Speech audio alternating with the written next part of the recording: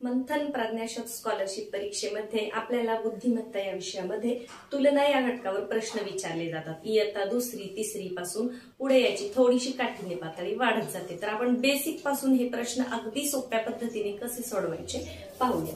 पहा, शीतलपेक्षा सुप्रिया मोठी आहे पण केतकी सुप्रियापेक्षा लहान आहे, तर सर्वात मोठे कोण? आता असे प्रश्न आहेत ते फक्त वाचून सोडवायचे नाही, तर त्याच्यासाठी अगदी सोपं आहे। आपण गणितामध्ये संख्यांचा लहान मोठेपणा ठरवताना जी चिन्ह पाहिली त्या चिन्हांचा इथे उपयोग करायचा आहे। जसं शीतल सुप्रियापेक्षा मोठी आहे म्हणून मी इथे शीतल लिहिलं, शीतलचा शी पूर्ण लिहायची गरज नाही।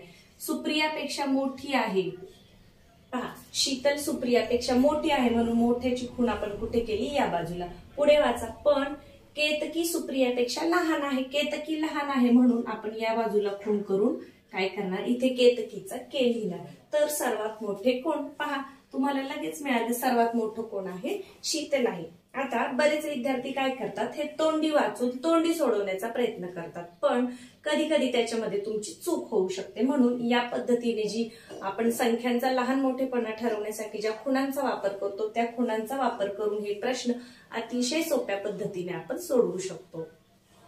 आता दुसरं उदाहरण पाहूया त्याच पद्धतीने। प पेक्षा फ हलका आहे। आता पहा, प पेक्षा भ जड आहे तर सर्वात हलका कोण? काढून घेऊया। प पेक्षा फ हलका आहे, म्हणजे फ छोटा आहे असं धरा। प पेक्षा फ हलका आहे म्हणजे कमी आहे किंवा लहान आहे। प पेक्षा भ जड आहे म्हणजे भ मोठा आहे किंवा जड आहे, मग इथे भ लिहा। तर सर्वात हलका कोण आहे? तर फ आहे। या पद्धतीने अगदी या खुणा सोप्या पद्धतीने वापरून आपण ही उत्तर सहज काढू शकतो।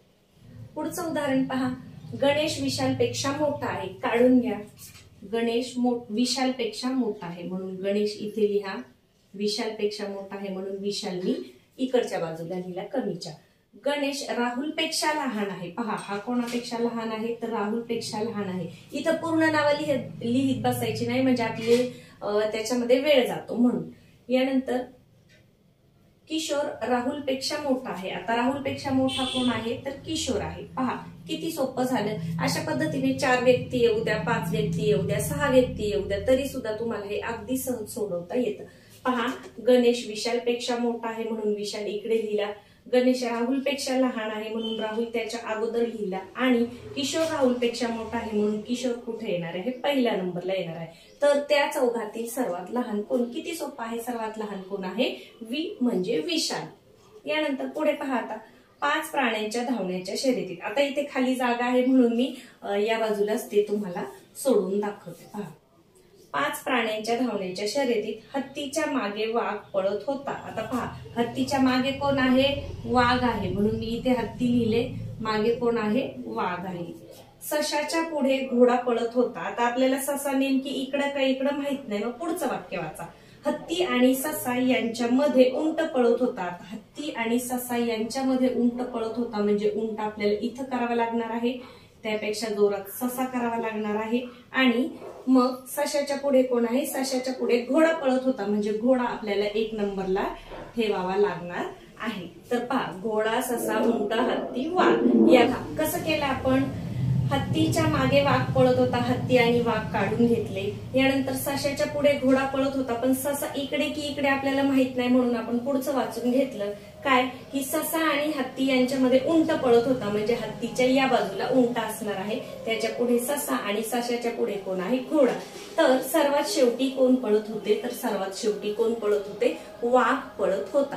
आता हे उदाहरण जर तुम्ही तोंडी सोडवायला गेले तर तुमचं उत्तर नक्कीच चुकणार, त्यामुळे या पद्धतीने या खुणा वापरायच्यात आणि अशी उदाहरणं सोडवायची आहेत। आता हे एक थोडंसं वेगळं उदाहरण पहा।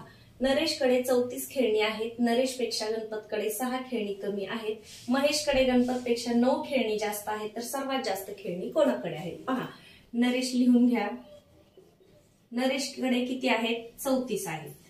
मग नरेशपेक्षा गणपतकडे 6 खेळणी कमी आहेत, 6 कमी आहेत म्हणजे पहा 34 चे 4 गेले आणि 2 गेले म्हणजे 28। मग गणपतकडे किती उरणार आहे? 28। आणि काय म्हटलंय? महेशकडे गणपतपेक्षा 9 खेळणी जास्त आहेत। पहा, महेशकडे गणपतपेक्षा 9 खेळणी जास्त आहेत. 8 आणि 8 16 आणि 1 17 अशी 7 हातचाला 1 2 आणि 1 3 म्हणजे महेशकडे किती खेळणी आहेत? 37 खेळणी आहेत. आपल्याला प्रश्न काय विचारला की कोणाकडे सर्वात जास्त खेळणी आहेत? तर कोणाकडे आहेत? महेशकडे सर्वात जास्त खेळणी आहेत. तर कशाही प्रकारचा जरी प्रश्न आला तरी अगदी थोडक्यात सोप्या पद्धतीने कच्चं काम करून या खुणांचा वापर करून तुम्ही हे प्रश्न चांगल्या प्रकारे सोडवू शकता आणि याच्यावरचा तुमचा एकही मार्क जाणार नाही. व्हिडिओला लाईक करायला कुणीही विसरू नका. चॅनलवर नवीन असाल तर सबस्क्राईब करा. धन्यवाद.